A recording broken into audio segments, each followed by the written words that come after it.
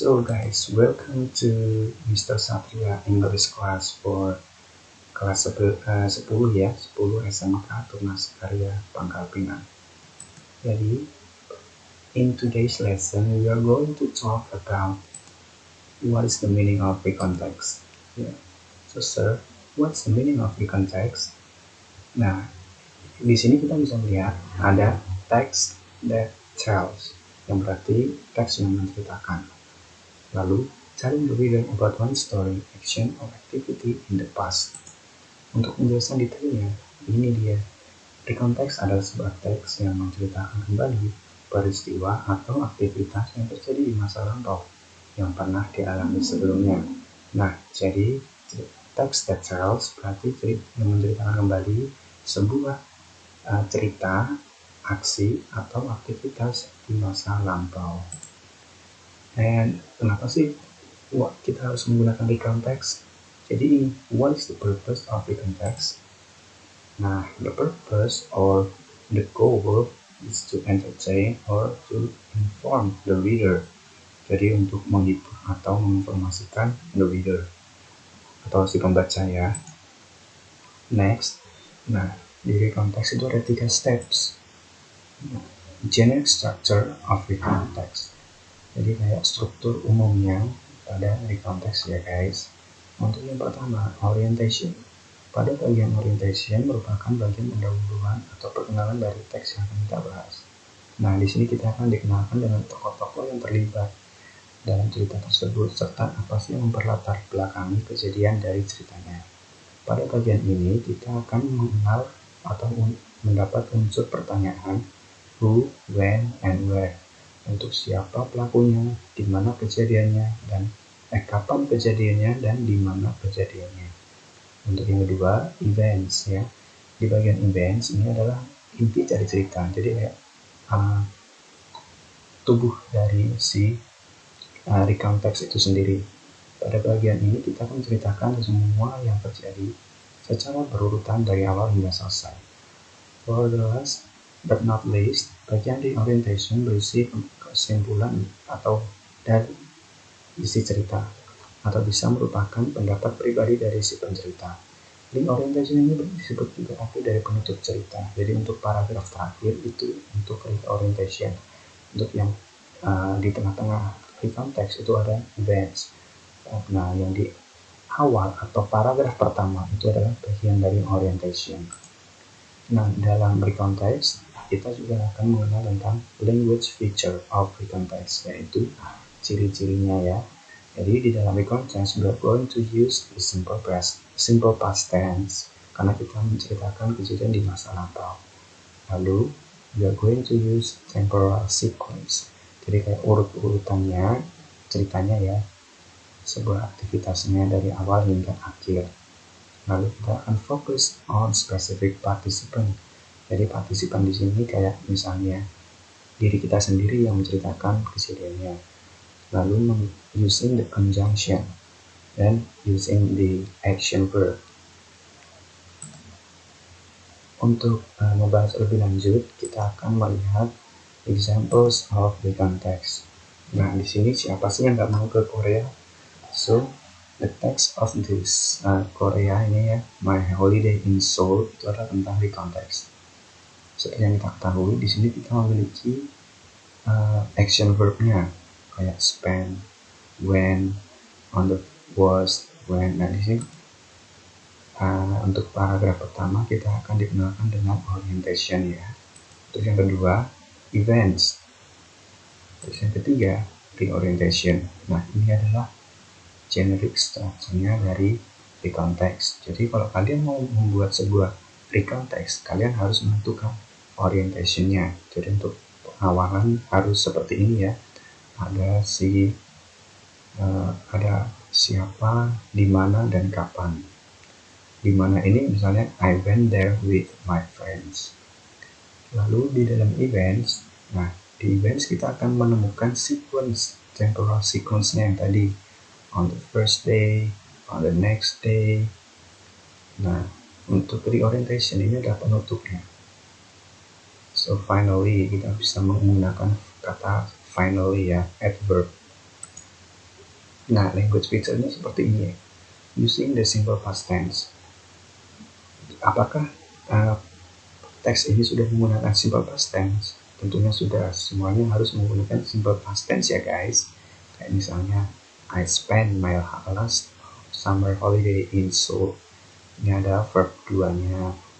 Terus ada was, ada when, ada booked, ada decided. Lalu using temporal sequence. Contohnya nih ya, on Saturday.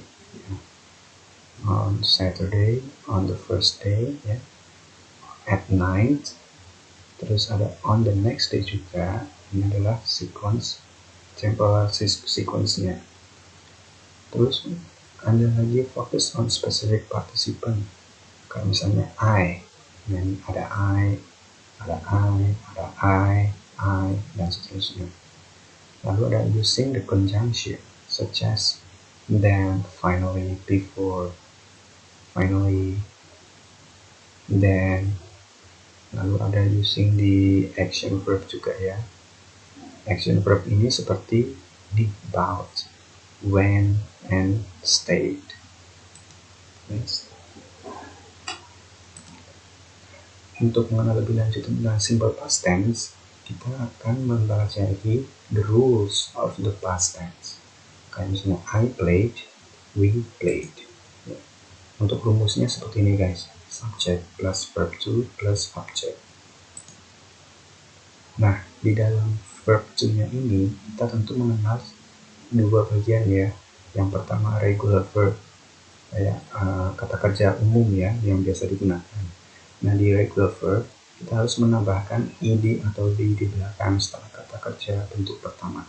Sebagai contoh, kata kerja bentuk pertamanya itu ada stay. Untuk dijadikan sebagai verb 2 harus menggunakan ed. Jadi stayed, ya punch, menjadi punch. Nah, untuk yang kedua itu adalah irregular verb. Jadi yang tidak umum ya. Termasuk di dalamnya juga ada to be. Nanti kita akan membahas untuk lebih lanjut tentang to be. Nah, untuk yang irregular verb itu harus dihafalkan ya. Seperti ini, awake menjadi awoke, begin menjadi began, drink menjadi drank, eat menjadi ate, run menjadi ran. Nah, di rumus past tense sendiri itu ada pengecualian juga. Misalnya subject plus did plus not plus verb 1. Ini untuk kalimat negatif ya yang menggunakan not. Kalau misalnya kalian menggunakan not, verb keduanya ini tetap menjadi verb 1 karena untuk menjadi past tense sudah diwakilkan oleh did-nya ini. Sama seperti to be, misalnya was atau were yang menggunakan adjektif, tidak menggunakan verb. Nah, ini untuk contoh-contoh simple past tense. Untuk yang simple past tense ada subject, verb 2, lalu object. Ya, di sini kita menggunakan object. Lalu untuk yang to be, nah misalnya Johnny was the smartest guy.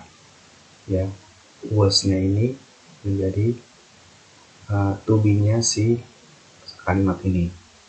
Terus ada ini did not come. Come-nya ini dia menggunakan verb 1. Did not go, dia menggunakan verb 1. Karena untuk menjadi past tense sudah diwakilkan oleh was, did, sama did, ada were juga di sini. Ini untuk adjektifnya ya.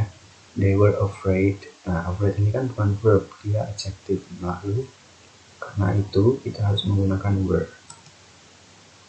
Next, ini adalah contoh lain dari recount text. Di dalam ini ada weekend at home. Judulnya weekend at home. So last weekend was my worst holiday because I did not go anywhere. I just stayed at home because of the pandemic COVID-19. Nah, ini di sini kita bisa mengenal ini adalah apa guys? Orientation. Ini adalah paragraf orientationnya. Lalu yang ini events. Lalu yang terakhir apa? Ya, betul sekali. Ini adalah reorientation. So I was sure last weekend was my worst holiday. I started thinking of doing something. Ini adalah merupakan penutup dari si teks ini. In the morning, in the afternoon, in the evening, jadi ada temporal sequence-nya, ada urut-urutannya, supaya nanti pembaca tidak bingung. Jadi yang pertama yang mana, yang kedua yang, jadi kayak tidak acak-acakan gitu guys. Oke, next. Ya. Nah, di sini kita akan belajar tentang di konteks lebih lanjut. Kalian pelajari sendiri di rumah, lalu kerjakan ini di buku catatan. Jangan lupa untuk menjawab pertanyaan-pertanyaan ini ya. Jadi kalian harus menentukan what does the text tell us about. Nah, kayak misalnya apa sih ini, itu tentang apa teksnya, apa sih judul yang cocok untuk teks ini. Lalu yang kedua, what is the last paragraph about. Nah, the last paragraphnya kan ini. Nah, ini tuh tentang apa. Lalu, where did the writer spend his afternoon. Nah, di dalam cerita ini pada siang hari si writer sedang apa. Terus, where did the writer spend his morning. Pada kegiatan pagi hari si writer sedang apa. Jadi kerjakan sendiri di rumah.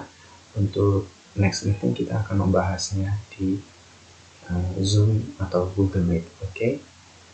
Jadi untuk pelajaran kali ini kita akan selesaikan.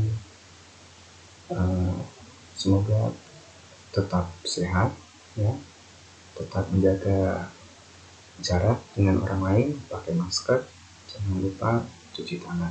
Bye bye.